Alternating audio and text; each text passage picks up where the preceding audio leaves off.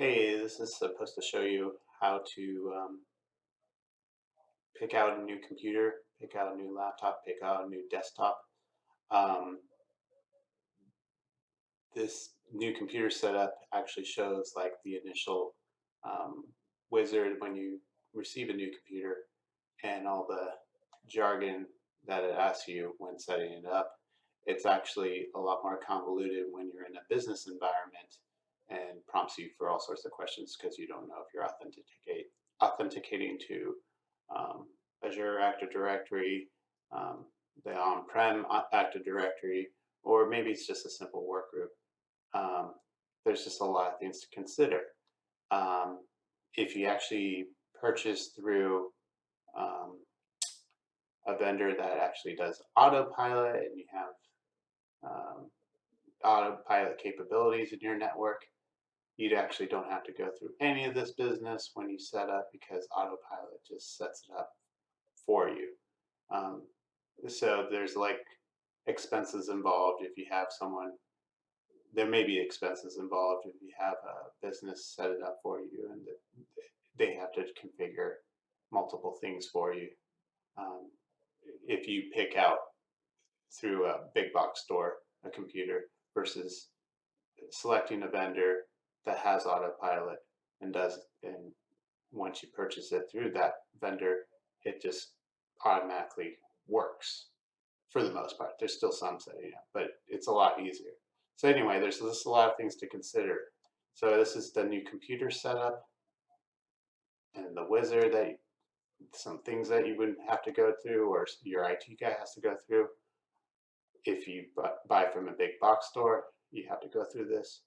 But then there's like, okay, if I buy a laptop, what kind of laptop do I want? And this shows you like the processors involved. Um, i7 versus the Intel, um, or excuse me, the AMD Ryzen 7. So there's an i7, there's actually an i9, and then there's the latest generation. So those are things that you want to look out for. Um, the higher the number, the better, but the latest generation, the better. Also, 16 gigs is nicer than 8 gigs. I prefer that personally, but it might be overkill for some. But I definitely see a nice difference between core processors. Um, and yeah, the best combination is i7 16 gigs with 256 gigs solid state hard drive. That's just really snappy. Anyway, so that's for the laptop. And then desktop, same picture, same jazz. This is actually really outdated and it actually has some things that you might want to um, see. You might want to pick out why is it, again, the pricing is not exactly accurate because it's older, but this is flawed because it's like an i3 and i5 and it's an older generation. Like we're up to like 10th generation now on these processors. So these are just really subpar computers.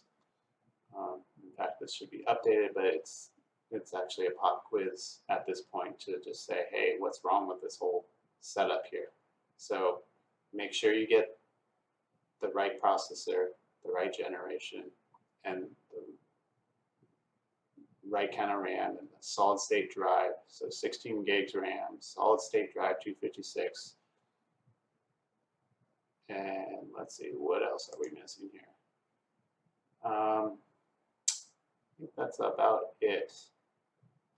So again, new computer, desktop or laptop, and just choose. And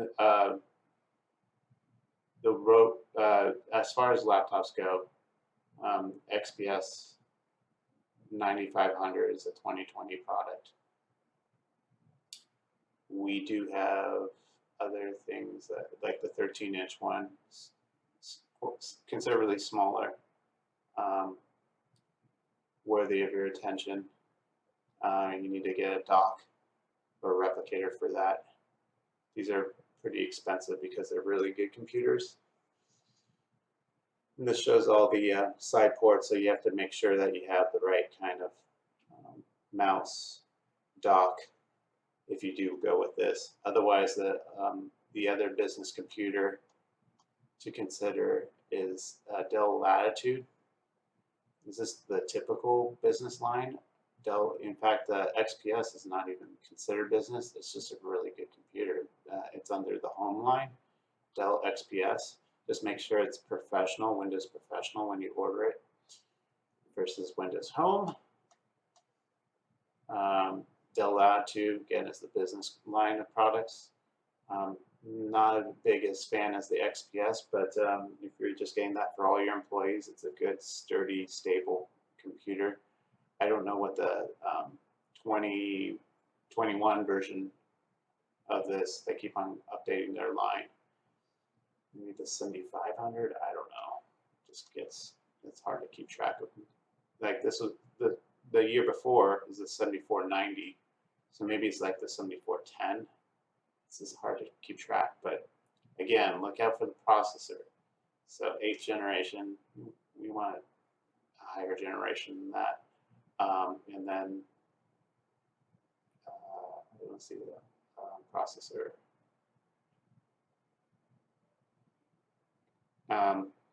Anyway, that should get you going. Oh, one last thing. If we go back to you're on a budget, go to the Dell Outlet Store. This is on my new computer setup page. I'm building out a Lenovo link. This is not a very good link that will tell you what everyone's buying on the business line for Lenovo laptops.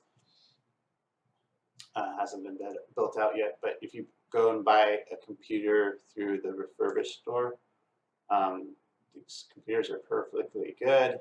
Again, the autopilot won't work because you're buying it through a refurbished line, and it's just like if you got it through Amazon, it's refurbished, or it's not going to have the autopilot capabilities. You have to get a specific vendor, talk to your MSP regarding that. Or maybe you don't care, you're just trying to get the cheapest thing out there possible. Anyway, so this shows you the home screen. This gives you a link to how to get to Dell Outlet Store.